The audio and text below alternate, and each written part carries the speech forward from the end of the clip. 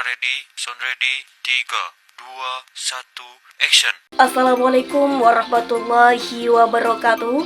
Perkenalkan, saya Suci Salmina dari kelompok 3. Pada kesempatan ini saya akan memaparkan materi tentang dinamika Islam dan masyarakat Muslim di Brunei Darussalam. Nah, pada kesempatan ini saya akan membahas 2 poin utama, yaitu dinamika Islam di Brunei dan sejarah masuknya Islam ke Brunei Darussalam. Teman-teman, Brunei Darussalam adalah sebuah negara yang kecil terletak di bagian utara Pulau Kalimantan. Nah, negara ini berbatasan langsung dengan Malaysia, khususnya negara bagian Sarawak nih. Walaupun wilayahnya tidak begitu luas, Brunei ini termasuk negara yang sangat makmur karena kekayaannya yang besar dalam sektor minyak dan gas bumi. Mayoritas penduduk Brunei adalah Muslim, yaitu sekitar 67% dari total populasi. Kebanyakan dari mereka itu menganut mazhab Syafi'i yang juga dianut oleh masyarakat umat Islam di Asia Tenggara, termasuk Indonesia dan Malaysia. Di samping umat Muslim, terdapat juga komunitas penganut agama lain seperti Buddha, Kristen, dan kepercayaan lainnya yang hidup berdampingan secara damai. Yang menarik nih dari Brunei adalah negara ini menerapkan sistem monarki absolut, teman-teman. Sultan tidak hanya menjadi kepala negara, tetapi juga berperan sebagai pemimpin agama tertinggi. Islam merupakan agama resmi negara dan nilai-nilai Islam sangat dijaga serta dijadikan dasar dalam kehidupan berbangsa dan bernegara. Pemerintah Brunei itu sangat selektif terhadap pengaruh dari luar negeri. Hal ini bertujuan untuk menjaga kelestarian budaya, tradisi lokal, serta nilai-nilai Islam agar tetap menjadi bagian utama dari identitas bangsa Brunei. Bahkan, Brunei menerapkan hukum syariah secara bertahap yang mencerminkan komitmen kuat mereka terhadap prinsip-prinsip Islam dalam kehidupan sosial dan hukum. Sekarang, mari kita bahas mengenai sejarah masuknya Islam ke Brunei Darussalam. Nah, jadi Islam itu mulai dikenal di Brunei pada sekitar abad ke-15.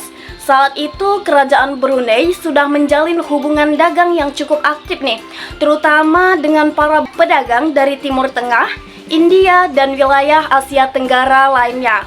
Meskipun pada awalnya Raja Brunei ini belum memeluk Islam, banyak pedagang Muslim yang datang dan membawa pengaruh Islam melalui interaksi sosial dan perdagangan. Kemudian datanglah seorang tokoh penting nih dalam sejarah Brunei, yaitu Awang Alak Batatar. Nah, beliau ini merupakan Raja Brunei yang pertama kali memeluk Islam nih.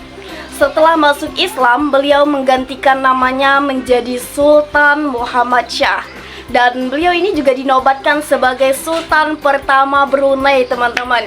Nah, inilah titik awal terbentuknya Kesultanan Brunei sebagai kerajaan Islam.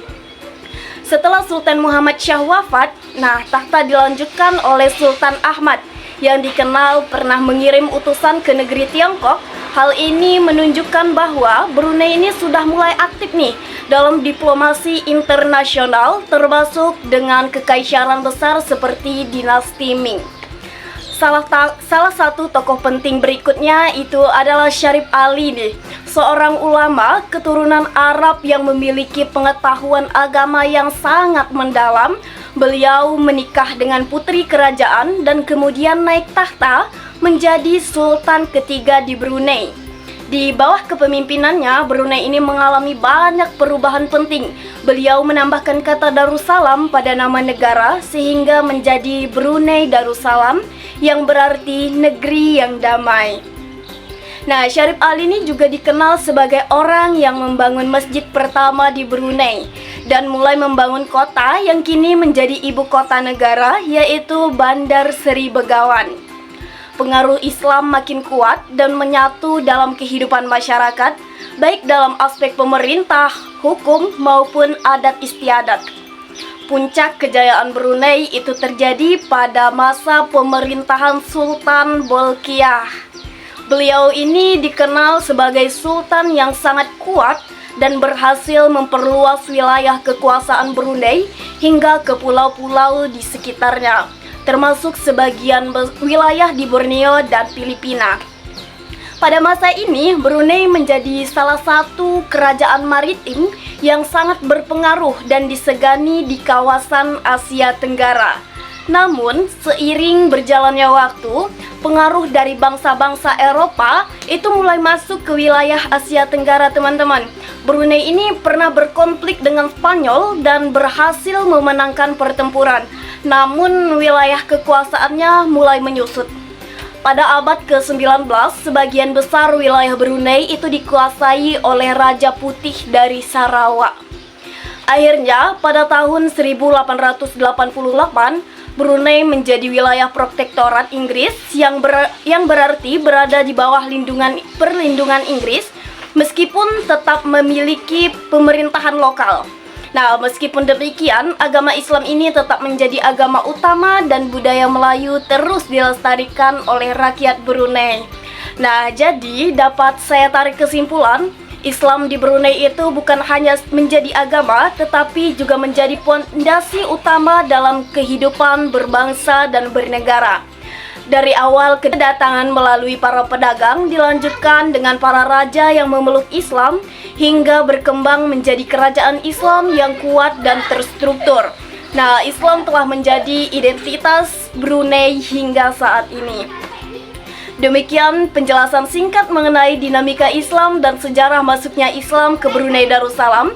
Semoga penjelasan ini dapat menambah pemahaman kita tentang bagaimana Islam menyebar dan mengakar kuat di wilayah Asia Tenggara, khususnya di Brunei Darussalam. Terima kasih atas perhatian teman-teman semua. Wassalamualaikum warahmatullahi wabarakatuh.